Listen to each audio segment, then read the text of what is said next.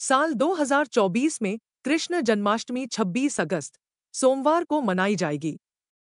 अष्टमी तिथि 26 अगस्त को सुबह 3:39 से प्रारंभ होगी और 27 अगस्त को सुबह 2:19 पर समाप्त होगी। रोहिणी नक्षत्र 26 अगस्त को शाम 3:55 पर प्रारंभ होगा और 27 अगस्त को शाम 3:38 पर समाप्त होगा। निश्चित काल पूजा का समय 26 अगस्त को रात 12 बजे से लेकर 12:45 तक रहेगा। व्रत पारण का समय 27 अगस्त को सुबह 5:56 के बाद होगा। दही हांडी 27 अगस्त 2024 मंगलवार को होगा। जन्माष्टमी के दिन अष्टमी के व्रत से पूजा और नवमी के पारणा से व्रत की समाप्ति होती है। श्री कृष्ण जन्माष्टमी का व्रत करने वाले भक्त को व्रत से एक दिन पूर्व अर्थात सप्तमी तिथि पर हल्का एवं सात्विक भोजन करना चाहिए। रात्रि को ब्रह्मचर्य का पालन करें, साथ ही मन और इंद्रियों को नियंत्रण में रखें। जन्माष्टमी व्रत वाले दिन प्रातःकाल स्नानादि कार्यों से निवृत्त होकर समस्त देवी देवताओं को नमस्कार करने के बाद पूर्व या उत्तर दिशा की तरफ मुख करके बैठ जाना चाहिए। अब हाथ में जल, फल और फूल लेकर संकल्प करें और मध्याह्न काल में काले तिल के जल से स्नान या अपने ऊपर छिड़काव करने के बाद कर देवकी जी के लिए प्रसूतिगृह का निर्माण करें।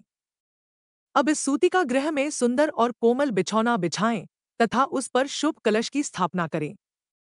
इसके पश्चात भगवान श्री कृष्ण को स्तनपान कराती माँ देवकी की प्रतिमा या सुंदर चित्र को स्थापित करें। इस पूजा में देवकी, वासुदेव, बलदेव, नंद, यशोदा और लक्ष्मी जी आदि का स्मरण करते हुए विधिवत पूजन करें। जन्माष्टमी का व्रत सदैव रात्रि के 12 बजे के बाद ही तोड़ा जाता है। इस व्रत में अनाज का सेवन नहीं करना चाहिए। फलाहार के रूप में कुट्टू के आटे के पकौड़े, मावे की बर्फी और सिंघाड़े के आटे का हलवा बनाकर सेवन किया जा सकता है। जन्माष्टमी की कथा। द्वापर युग में मथुरा में महाराजा उग्रसेन का शासन था और उनके पुत्र का नाम कंस था। एक दिन कंस ने बलपूर्वक उग्रसेन से सिंहासन छीनकर उन्हें कारावास में डाल दिया और स्वयं राजा बन गया। कंस की बहन देवकी का विवाह यादव कुल में वासुदेव के साथ हुआ था। जब कंस देवकी को विदा करने के लिए रथ पर सवार होकर जा रहा था, तभी आकाशवाणी हुई, हे कंस, जिस बहन देवकी को तू बड़े प्रेम से विदा कर रहा है, उसकी 8वीं संतान ही तेरा वध करेगी। आकाशवाणी सुनने के बाद कंस क्रोध से भर गया और देवकी को मारने के लिए तैयार हो गया, ये सोचकर कि न देवकी होगी न उसका पुत्र होगा। कंस को वासुदेव जी ने समझाया कि तुम्हें देवकी की 8वीं संतान से भय है, इसलिए मैं अपनी 8वीं संतान को तुम्हें सौंप दूंगा।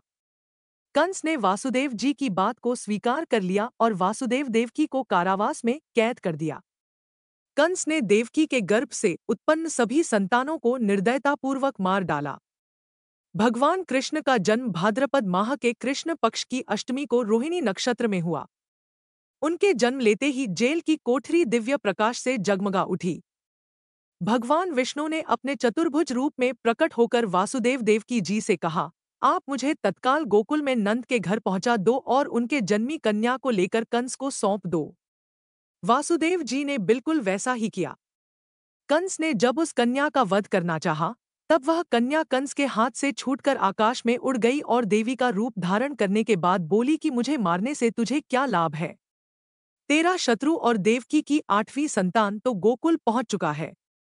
यह सारा दृश्य देखकर कंस भयभीत और व्याकुल हो गया, इसलिए उसने श्री कृष्ण की हत्या करने के लिए अनेक दैत्य भेजे। भगवान कृष्ण ने अपनी शक्ति से सभी दैत्यों का संहार कर दिया। अंत में उन्होंने कंस का वध करके उग्रसेन को वापस राजगद्दी पर बैठाया।